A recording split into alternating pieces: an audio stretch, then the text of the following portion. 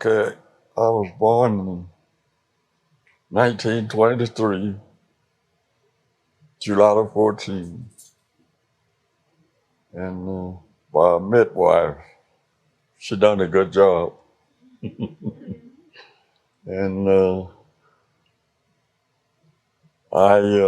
when I grew up, I guess around 18, and I moved out of the house and went to Abilene, stayed there a while, and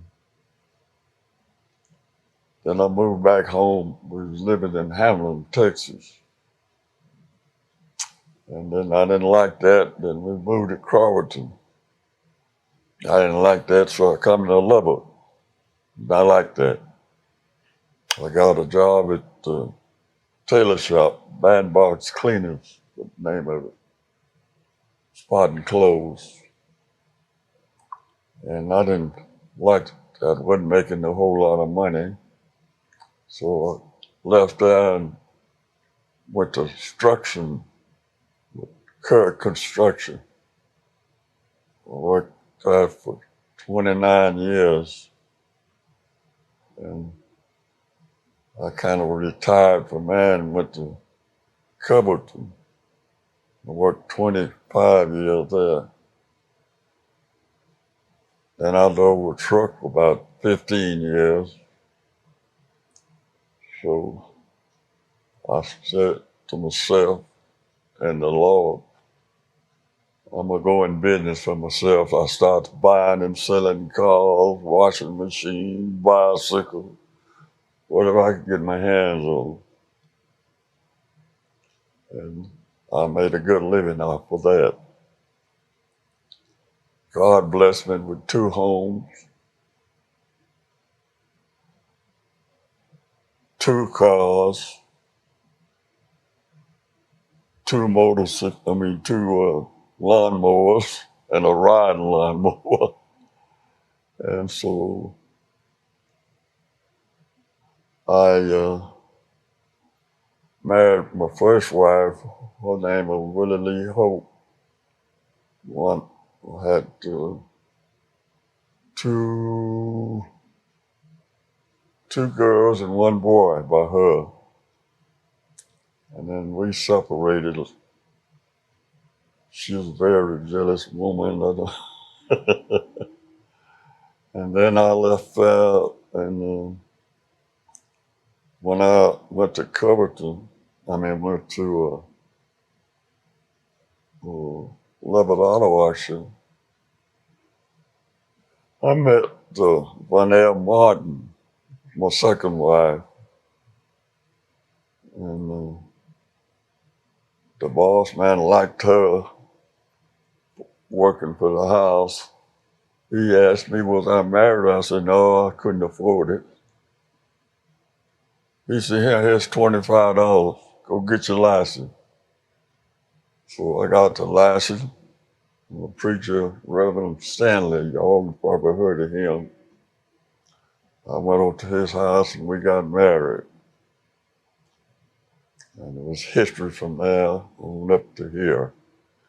So I lost 3 wives, deceased, and a girlfriend.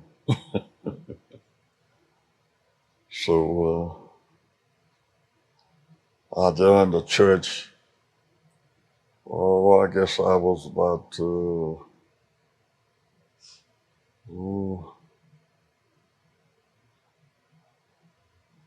26 or 7. I joined Lion Chapel in a place called Queen City. And from there, we bought this land up here. And then we built this new church. I once was a trustee at the church.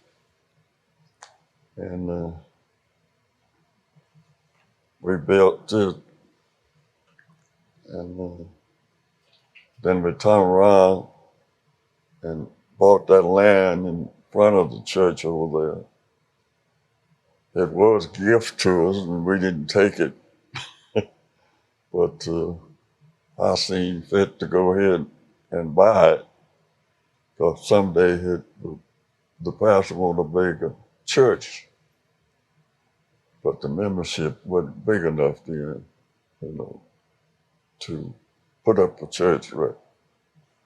But after that, well, they decided to just wait, until things get a little better, because things are kind of up and down, you know what I mean? Good days, bad days. And we hung around, I think when I left Covington, my wife was taking ills, my third wife, and she got so she would fall, but nobody but me and her. And my place was here then. So I left the hospital and come here and taking care of her until she passed. What year was that? That was this year. Mm-hmm. Do you mind telling us what your wives' names were? All of them? Do you mind telling us what your wives' names were? All of them or just one? Yeah, all of them if you don't mind. The first one was named Willie Hope. And that's when I have the kids, about 3 kids. And that was named Vanell Martin. We never did have any kids. And then I married, after she passed, I married Maureen Russell. And here we are. She passed. So. Now, you said when you were growing up in Texas, what towns did you mention at first? It's a little place to call Chilton. Chilton? It was 6 miles from Chilton to Waco, 6 miles from Waco to Marlin. But Marlin was a county seat. And after I got up in age, I needed my birth certificate. So I went up here to this 2-story building, and I don't know what they call it. White woman asked me, says, "What you want with it?" I said, "When I get old, I can draw some money." But they didn't have it there. And Vanell Baldwin, she went to work and she found it. It was in Marlin, Texas courthouse. Yeah, you said you didn't like those places too much. That's the 2 places you mentioned that you didn't like. Childress and Marlin, you said you didn't like them too much? No. How come? Well, it's just a one-horse town, if you stick with the laws, he's going to put you in the right place. My last stop was down here in Carlton. I moved to Carlton before I come to Lubbock. And I lived in a tent. My daddy put up a tent. 2 beds in there. So were y'all picking cotton at that time, or? Yeah, we was picking cotton, and when we come here, we were pulling cotton. Well, I'll give you my nickname. They nicknamed me Six, my uncle. I used to pull 600 pounds of cotton a day. And he called me 660. It went from 60 to 600. So I thought when I come to Lubbock, I could get rid of that name, but it followed me. But Back in those days, how yeah, much was you getting for 100 pounds of cotton to pick a cotton, pick 100 pounds? oh, it wasn't much. I can't remember how much. My daddy was over it. That's if you look behind you, there is a picture of all of my daddy and his 5 boys, and there's 3 of them deceased, and 2 of us living. I got one brother left, and he's living in Abilene. He's 96. Then my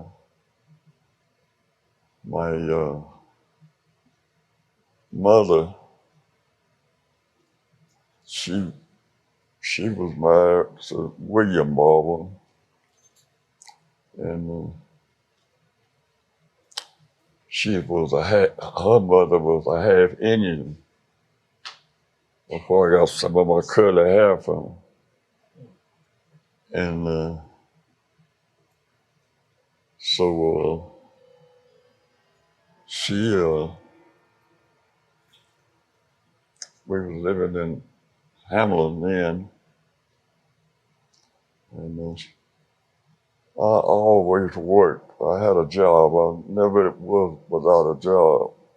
I just worked all the time. I find something to do. And she didn't want me to leave before she passed. I moved to Lubbock. And my brother, he already had moved into one that's still living. And he, I run upon him, and he was living in a trailer house with the 1 bed. And he said, he's glad to see me. He said, I tell you what, he said, we're going to find a room in this bed. He said, don't strip and get in the bed, lay crossways the bed, we can get more people in there. Well, I was tired and sleepy, so I joined them.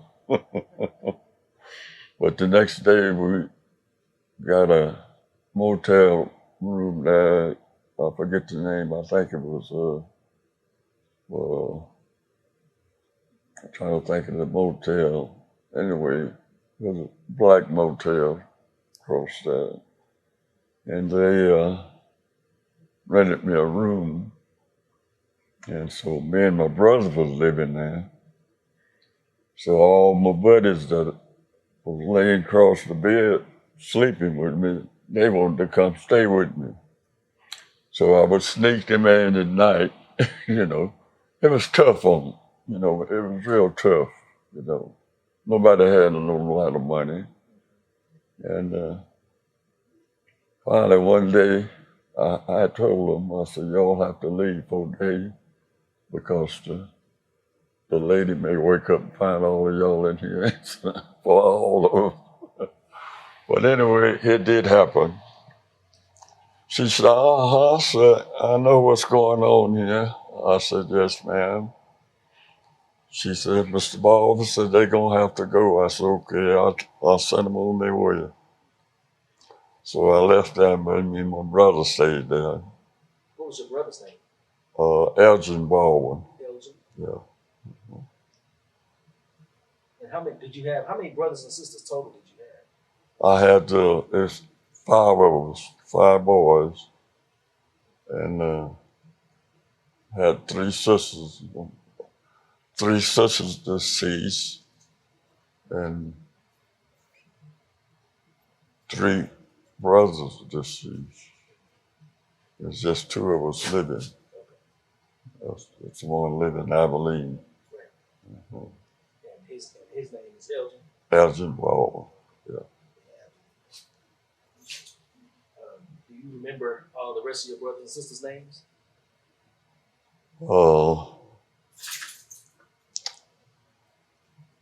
Dorothy Nash was one of my sisters. Olivia Hash was my oldest sister. She was a minister. And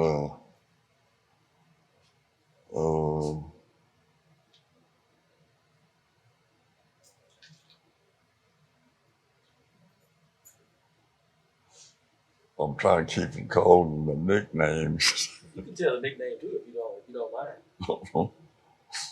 Well,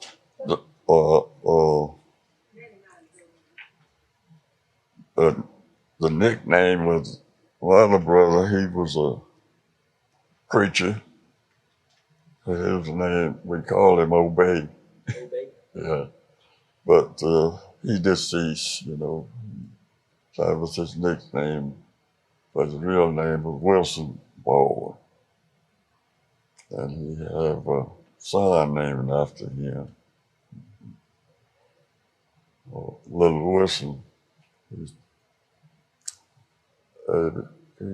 We all of the boys was Baptist and all the girls was Methodist. My mother was the Methodist. And all the boys was Baptist. My daddy, he never did go to church. But after that, well, we growed up and just kind of scattered, you know. Now, a little while ago, you said that y'all bought the land for Lions Chapel, Lions Chapel. cross in front of that. Did you know Mr. Lyons? Mr. Who? Lyons, was he a dentist? Yeah. He was my dentist. What was his name? His whole name? I can't remember his name. I'll look it up. I forget her name. They were very nice people. Him and her. He was the dentist and she was the nurse. You know when they. So. About what year was that? Oh boy. Well, had to be back in the late 20s. And then I tried to stick with black dentists, black preachers, and also the doctors, black doctors. So my doctor's a Damon Hill, my family doctor. And well, did you know Dr. Chapman back in those days? yes, sir. Oh. Dr. Chapman operated on me right there when I was, I guess I was like in the late 20s. And St. Mary's, I think, was a hospital downtown. So they didn't take black people, so you couldn't stay there. You just operate on you. Then they send you to Dr. Chapman Hospital right up on the hill. So that's why I recuperate from there. So at that other hospital, at the White Hospital, they would operate on you, but you just couldn't stay there. No, you couldn't stay in the room or nothing. They moved it to the nurse. They had nurses at Chapman Hospital. That's interesting because I had a question about that. I did a video on Dr. Chapman. Yeah. And I remember in the books were saying they didn't admit black people, but I guess I was wondering what happened if you was black and you got sick. So you could go to the hospital, you just couldn't stay. Yeah, they wait on you, but they didn't stay. They wouldn't put you in a room or nothing like that. They'll send you to Dr. Chapman because he had a big hospital right up on the hill. I guess you saw that. Yes, and so that's what I recuperated at. What do you remember about Dr. Chapman? What kind of person was he? He was a nice person, really nice. I think he had 2 sons, but he was really nice. Can you tell me a little bit about how you guys built Lions Chapel? Okay, we after we left for Queen City, Reverend O.D. Holland was pastor then over there. And I was an usher then. I ushered about 20 years, I guess, with that Lion Chapel. Then when Dr. Floyd Perry ordained me as his deacon, that's my picture up there. And so he ordained me as a deacon, and he was a very nice, educated man.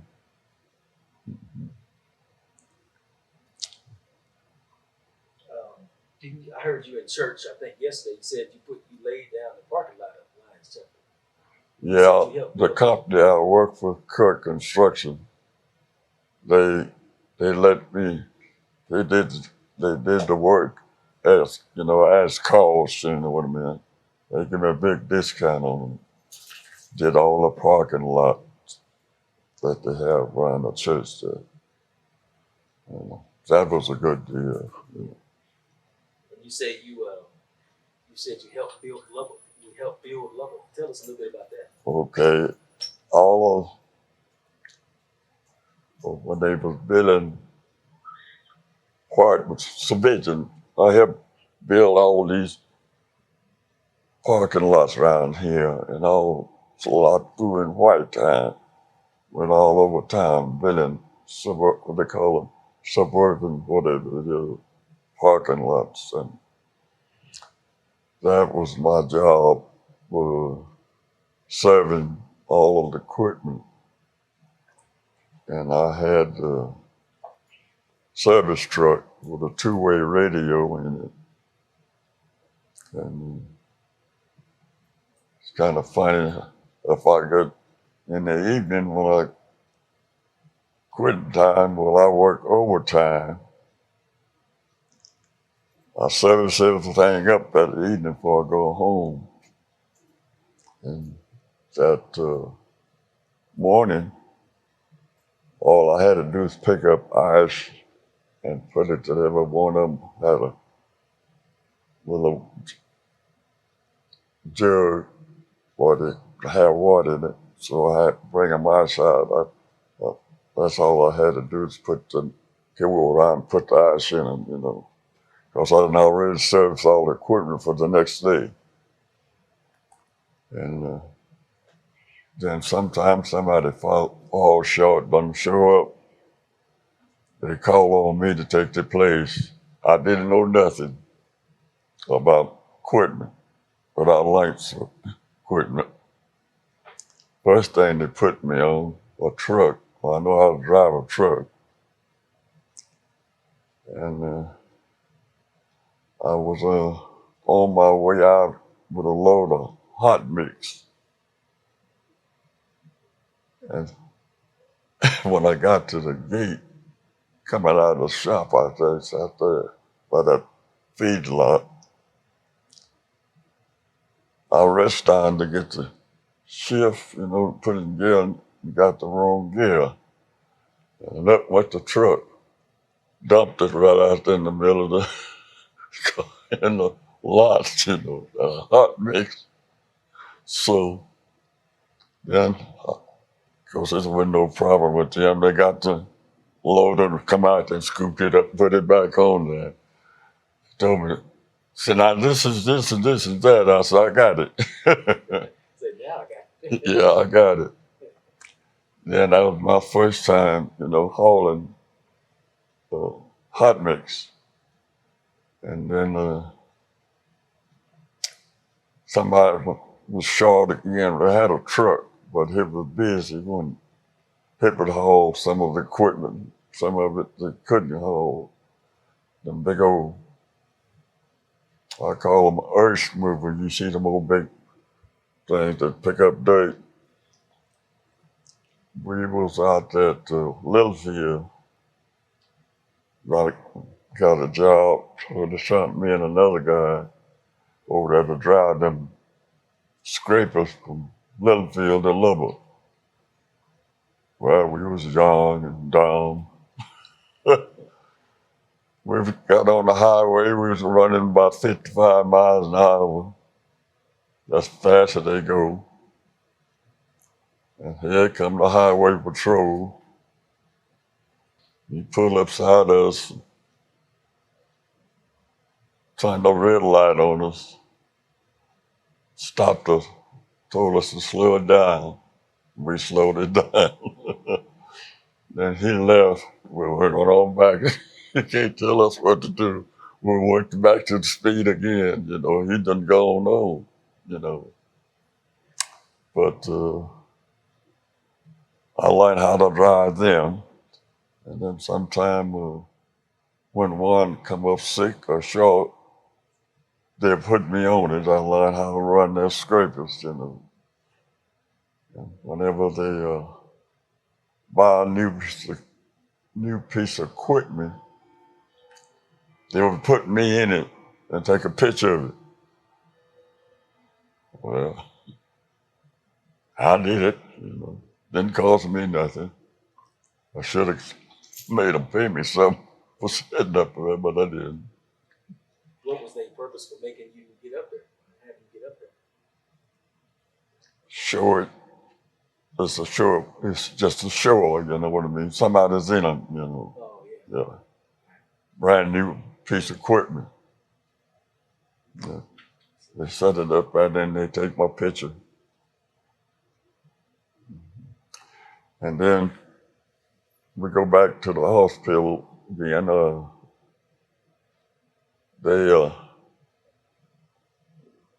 That's one of my 90th birthday. They interviewed me and they gave me a birthday celebration at the hospital. And I was 90. And all of those pictures, different people signed it. My daughter, she put in the frame. I thought it was nice. And I don't know how many signatures they got up there, but they got a bunch of them. But that was well thought of by the community. People thought I was around. And I always been like that. I just, treat everybody nice. So. Speaking of treating everybody nice, question I'm really curious about is in Lubbock, back in those days, 1920s, how was the situation between black folks and white folks? Wasn't good. We had to eat. We had to go in the kitchen. They had a table set back there for the black people. And it's on Texas Avenue. And I went to,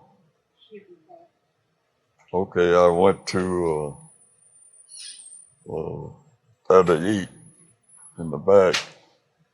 And you could see the people, in the kitchen working. And the woman fixed my plate, and she taking the bread off of the plate that come from the front and put it on my plate and brought it back there. I saw it and I didn't want it. I told her, I don't want that. She said, what's wrong with it? I said, I don't want it. So I was young and hard-headed. I just got up and walked out. So I show you how it was tough back then, You could be driving down the street. They loud holler, hey, nigga. You know what I mean? You could pay no mind, you keep going. So it was just rough coming up. And you said you come up in Queen City. Where was that located? It was back in the South and West part of town. What's over there now? Houses. They had a store there that called, so I'm trying to think of the guy's name that run the grocery store. It kind of a little, made up kind of like a shopping center, like, you know. They had a little grocery store there, barber shop, tailor shop, and all of that. But the streets, when it rained, it wasn't paved. It was muddy. When it rained, you couldn't hardly get through there because it wasn't paved. You know, that's what we come up under. You know, and finally that's when we start buying this land over at Village Church. We moved out. We could buy this land and build a church on.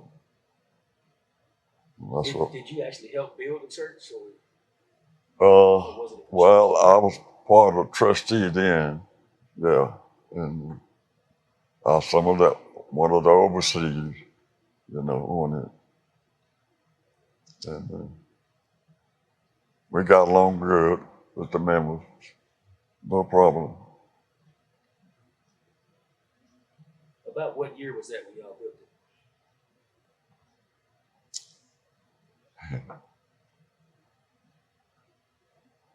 Oh, I couldn't tell you. I'll just be frank with you. Find out, you'd like to get with the secretary of that, because she got all of that, you know, when I joined and everything. Yeah, but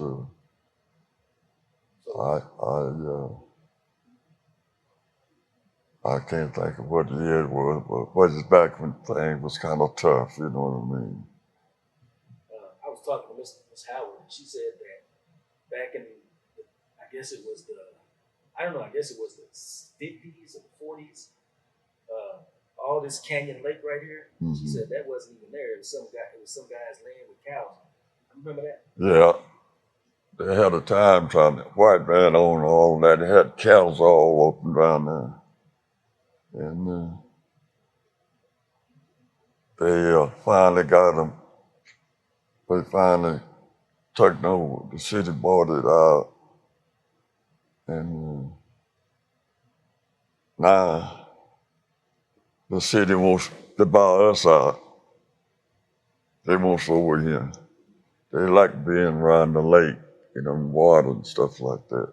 The members, you know.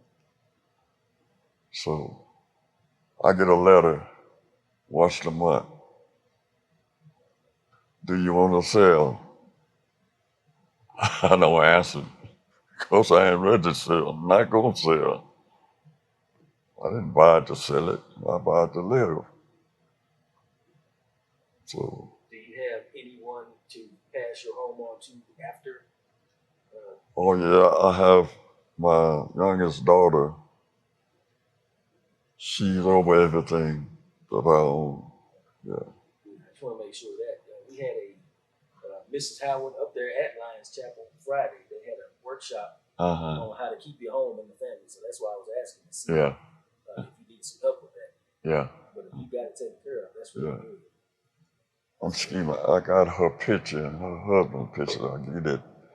He's an army man. You don't have to get up now. We'll take before we leave. We'll take all those pictures. I said you don't have to get up now. Before we leave, we'll take all those pictures. Okay. Yeah. And so he was in the Army, huh? Yeah. Did you ever serve in the military? Well, I got a cousin. I had a cousin. We was pretty close to same age. And when the time for us to go and sign up, you know, for the Army, well, young. We take some soap, chewed it up. So we didn't pass. You play. Oh, so you played crazy? Played like y'all. That's the way you do that. Yeah. We got by. Then I was living right out from Marlin then. And a little place, you ever been to Marlin? No, sir, I haven't. Well, they had one of them big old steel bridges that you got to go across to go to Marlin. And whenever it rained, flood or some storm, water would go down. Sometimes wash houses down there, kind of like in Corpus Christi, wash houses up under the bridge. Here come our chickens on top of it. You know what I mean? It was tough. And I was baptized in that, I call it the river. I was baptized there. Do you remember what the name of that river was? Yeah. Oh, no, I don't know what the name it was, but I was baptized. I remember that. Never forget that. They ducked me out of the water, me and several others. And I had joined church. And from that on, I had God in my life. I didn't go to school a lot. I don't have an education, but I made it. Whatever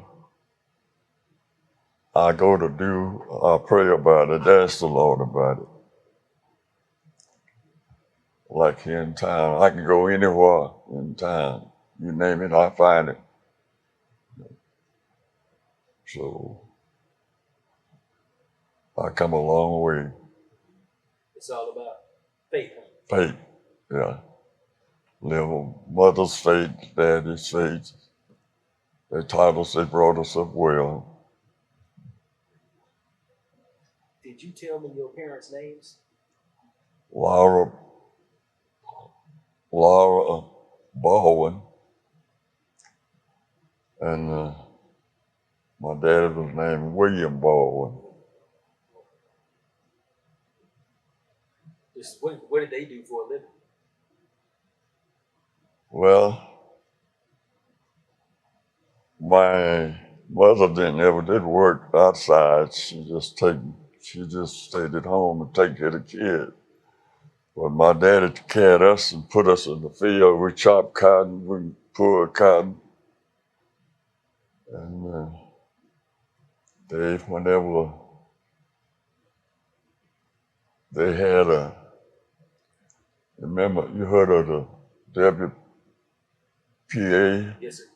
Well, they had a NYPA, what they call it. What it is, you go and slope them banks on the highway, you know. Well, I joined that, and I worked on that. You know, we go out a bunch of it was hard out.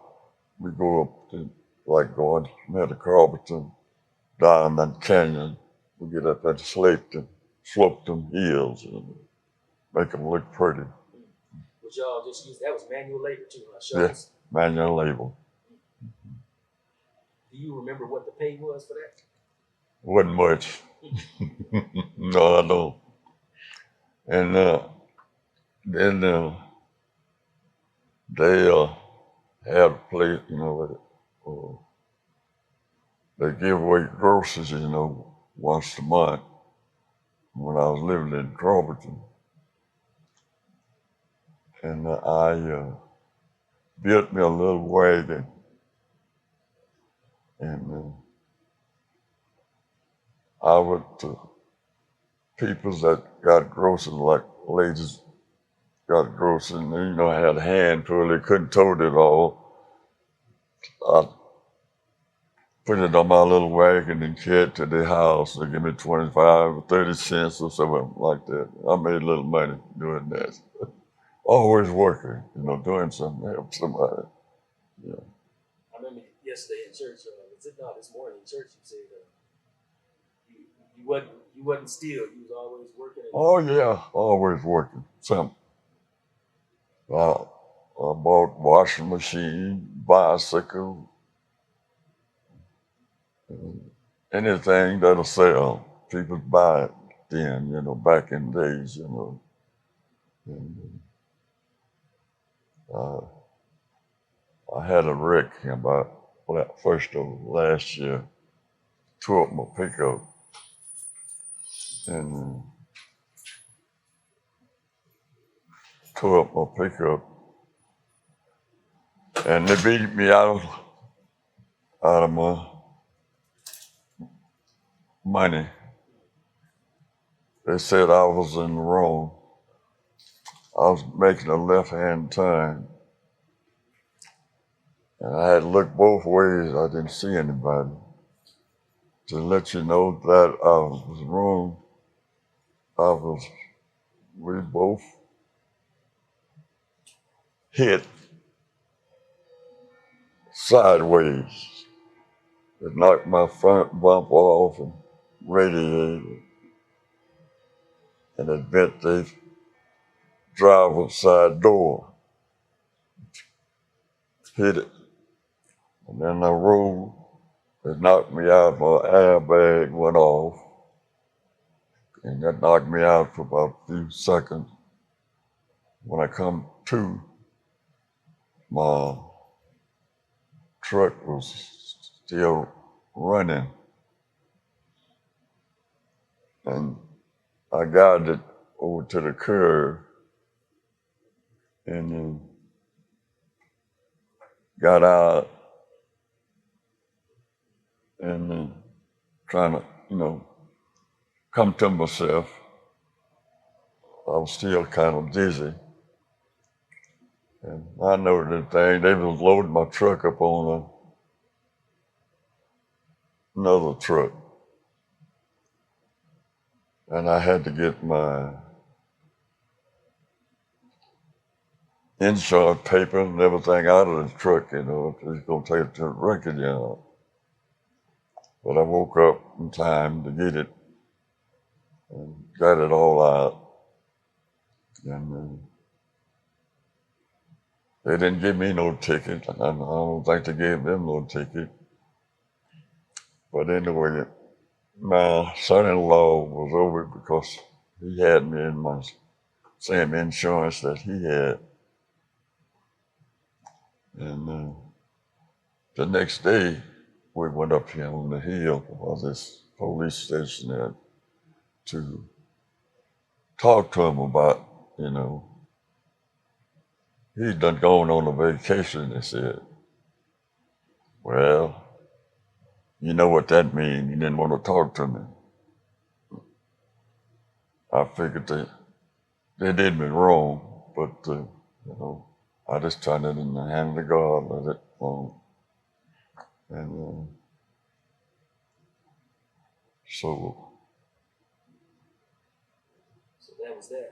that was that. But can we go back to some of the work that you did?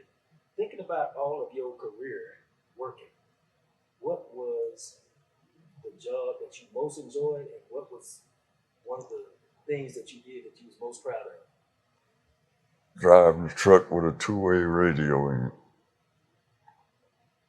I could do anything, go any place. If they need me, they call me. I'd come home, mow my yard, turn my radio up high in case of it, but I get a call. If something break down on the job, I had to go. So I enjoy that. Speaking of enjoy, tell us a little bit about what you like to do in your spare time, and also what kind of music and what kind of stuff that you enjoy listening to and doing.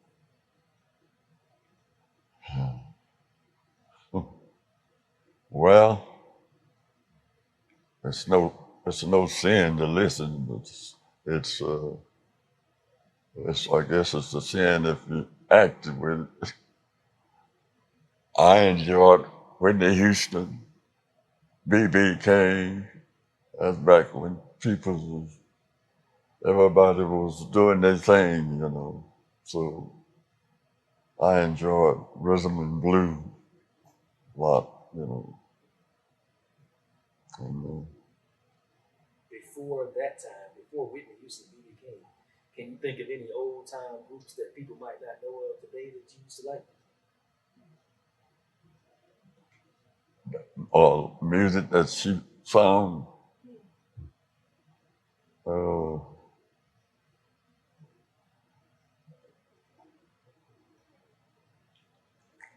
Let me tell you about B.B. King. The Thrill Is Gone. That's the one I like. You know what I mean? And then Whitney Houston was. She had so many. Uh, I can't think of it.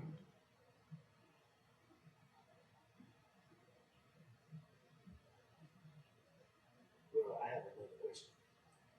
Not really related to that question, but when I asked you the other day, what was your secret for longevity? What did you tell me? Do you remember? Stay away from Rootville. That the one. Yes, sir. That's it. Stay away from Root. But what is your real secret? Unless that's it, stay away from Root. Well, Rootville, I mean, drink, liquor and stuff, weeds and stuff. It's not good for you. A lot of people, get to drinking, and from drinking they go to smoking. I used to smoke. I smoked, I guess, about 10 years, and after I worked at the hospital, they would show the picture that would show you what your inside looked like, your heart, and all of that, what cigarettes will do for you. So, well, I thought about it. I was smoking. We was working out at a little field, and I was sitting up in the truck, I'm always thinking, when I ain't got nothing to do. Uh, so I had to go and get a load of fuel. So I went home, got a place that I had that I could get a load of fuel, diesel, and gasoline for the equipment. So I went there and filled up, come back, and still thinking about the smoking part. And I told all of the boys, before I told them, I was sitting out there, I guess about 2 blocks from the end of the job. I was sitting up there smoking. And I looked over there, and the pastor's a rattlesnake over there. And one man said, if I throw that package of cigarettes over there, I ain't going to get them. And I threw the package of cigarettes over there after I got through smoking that other one. And then I went where I met up with one of the boys, I said, if I ask you for a cigarette, don't give it to me. They said, okay. And next day or two, they come down on me. I wanted to smoke. They said, what did you tell me? I said, I don't know what I tell you. Give me a cigarette. He said, no, I'm not going to give you no cigarette. Okay. So they didn't give me that. So I went on and forgot it. But then best thing that I could quit, whenever you eat something, you want to smoke after that. Well, I kept a piece of candy, put it in my mouth or something like that, or either stick or toothpick or something in my mouth, you know what I mean? And that would seem like that would do away with the urges of smoking. And I just quit. And then I had this house built in 1923, and they gave me to run around on it. And I wanted to start back to smoking again. I wanted to. So up the roof, it went like this. Had a swag in the middle. I told them about it. They said, "Oh no, ain't nothing wrong with it." So I went, got me a string, a little rope string, tied a nail and a hammer, tied from that corner to this corner. And I stood out there at the end of the walk, and you could see it. They just show you how it dipped down. So I called the builder out there and showed it to him. He said, "Sure is." He said, "Well, we'll fix that." So they went in and jacked it up, I guess, and fixed it. But they thought they could get away with it, so I guess. But So this house right here was 1923 when you built it? yeah, I turned 23. Yeah, I planned it. Me and God planned it, and my wife. First wife, second wife. That's very interesting. So from what I understand, is Screen. You didn't tell me about when you shine shoes in the oh back. yeah, Mm. I was That's just when about you to shine ask that. shoes in the back at the hospital. Yeah. Shine shoes. So when you worked at the hospital, Yeah, I had a shoe shine shop there. Yeah. tell us about that shoe shine shop at the hospital. Well, my brother, Wilson Baldwin, he was a preacher. And he had got to shouting over at Slayton, fell or something. I think he cracked one of his ribs. He just never did pull out of it. But during the time that he was sick, he told me to take over. And I taken over because I had retired, but I wasn't doing anything. So I went up I was selling, stuff on the side. So he told me to take over, says, "Good, place." And then him and they had a barber, white barber in there. Then they had a beautician shop or laser shop next to it. And this old barber, he was mean, kind of like black people. He just was mean. So I went to work there, and I found out what kind of person he was. So I didn't pay him any attention. The shop was in the back, and my shop was in the back, and his shop was on the front. And so we got along. He said some things that I didn't like. I paid it no mind, just went on, did my thing. So pretty soon he left and went to Dallas. So they left me there with the whole shop. And I worked there for about a year. Then they wanted that for an office. Well, they take me out of that and put me in a room right next to the dining area where you eat at, feed. Well, that was a good deal. And I liked that because I could go there and eat, So I run across a Spanish lady that worked there, and she said, Brady said, you can go in there and eat. I said, I can. I went over in there and started eating in there. And then later on, the superintendent told me, said, after we moved up on the third floor, he said, you can go up there and eat with the doctors. I said, okay. Well, the other people didn't like that. Our people, the white people, the Spanish people, the black people, they didn't like, how come you get to eat up there? I said, well, you see, Mr. CO, asked him. I ain't got nothing to tell you. He put me up there, you know what I mean? And I grew up there and worked and I ate with the doctors. They had the best food up there and everything.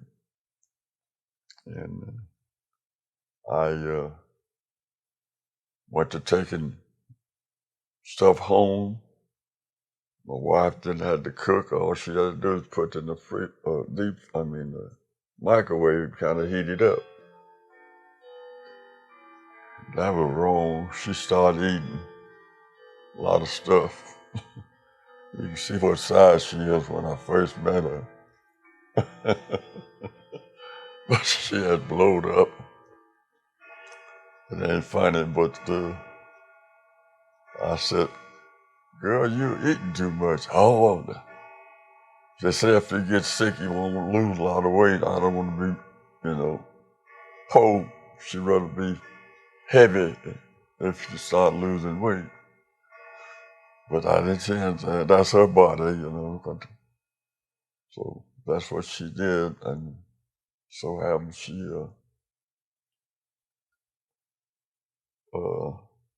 kept on eating. So she got so she couldn't get around much. And I like to take showers, so she liked to get in the bathtub. So she would go in there and take a bath, shut the door, just as her dog, and a little blacker than mine. And she was trying to get out the tub, and she got straddle of it. One foot in and the other foot out. And she couldn't move. She called me. She said, hey, Brady, I need some help. I went in there and said, girl, I done told you. So I helped her to get out and got up. I put a bar across the front of it while she could just walk up there and catch that bar and pull herself up. And she never did use it, I don't guess. So one man said that's when they start advertising these walk-in tubs. So I went over there to, what's the name of that place?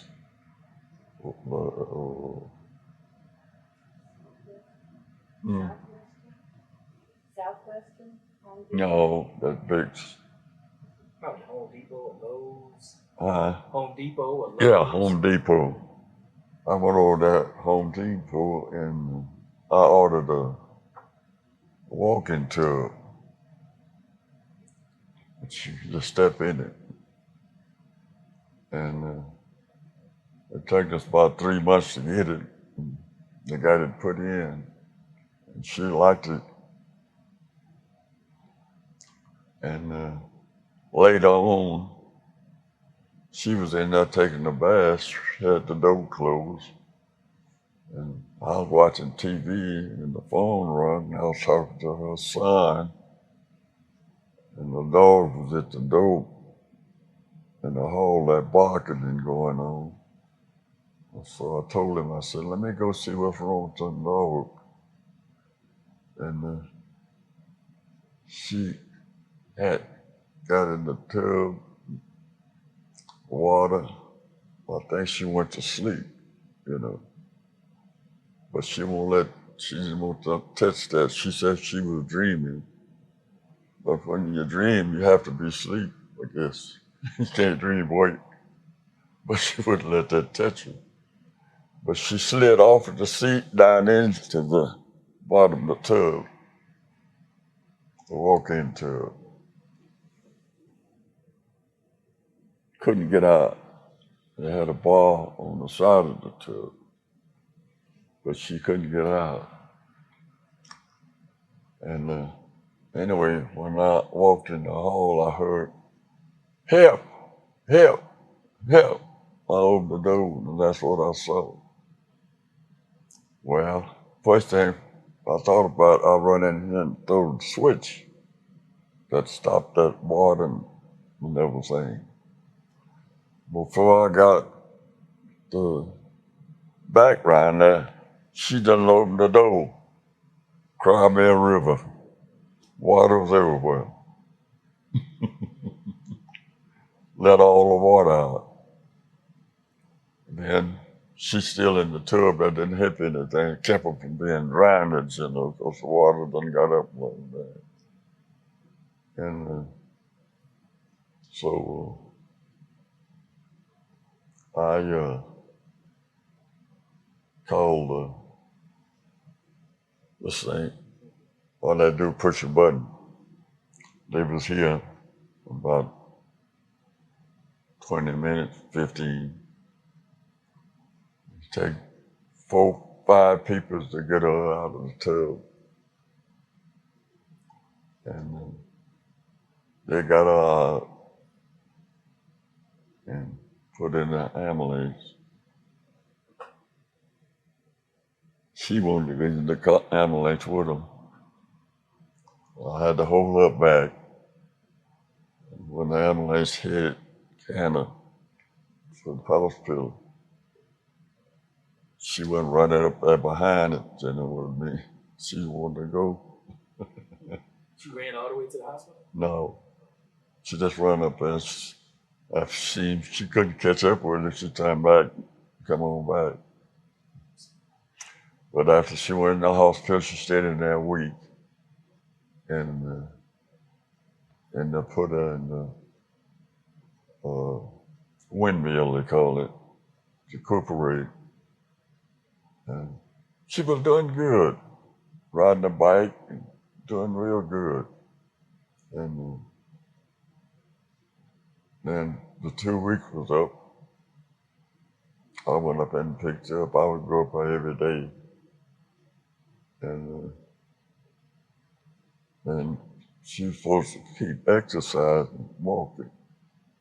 So we walked from here to the back, the garage door, twice. Then she gave it up, wouldn't walk no more. And she got bought everything. She doctored on herself, which that's bad. And she had bought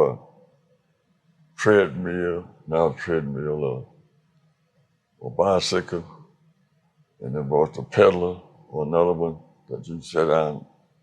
And I don't think she ever used either one of them. And so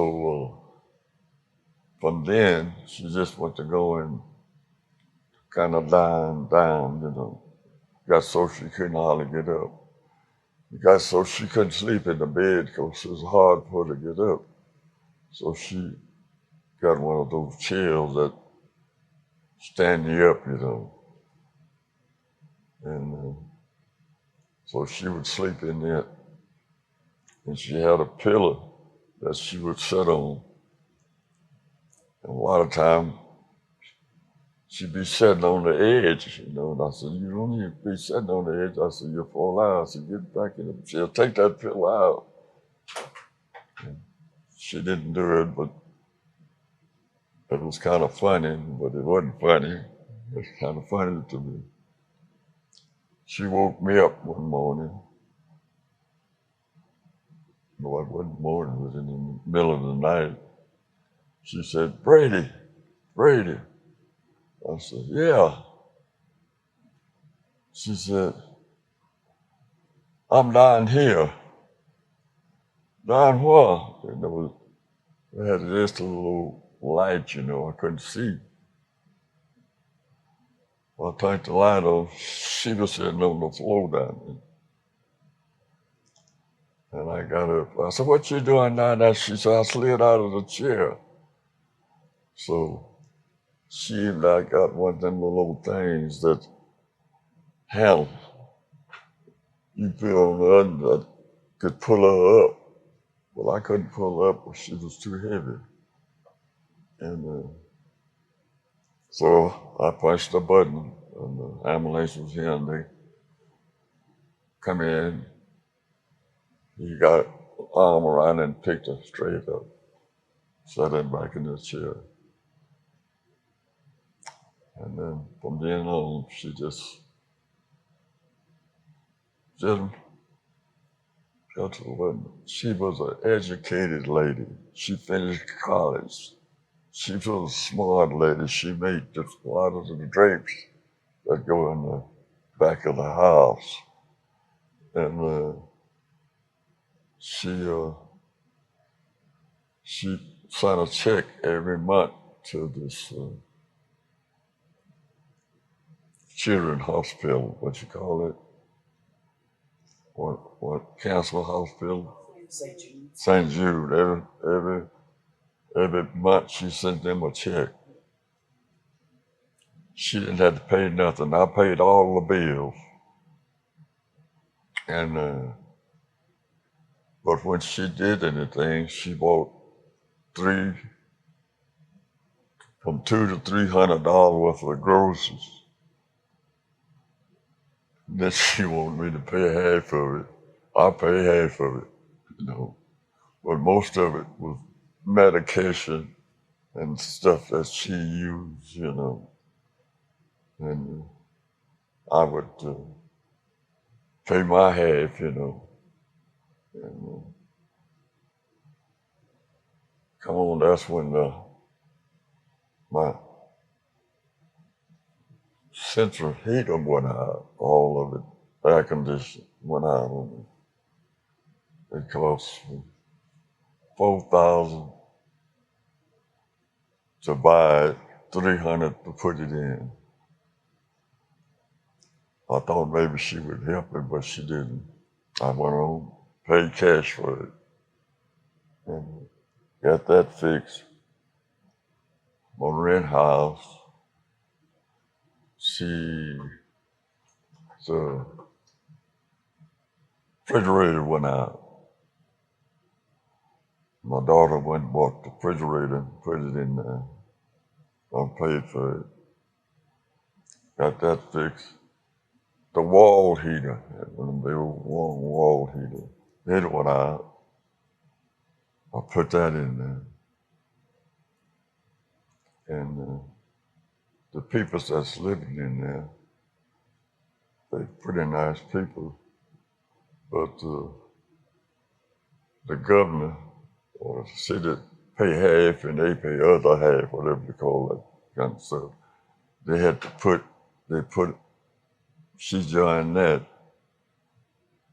And so that means I had to go back in there and remodel that house up to their standard.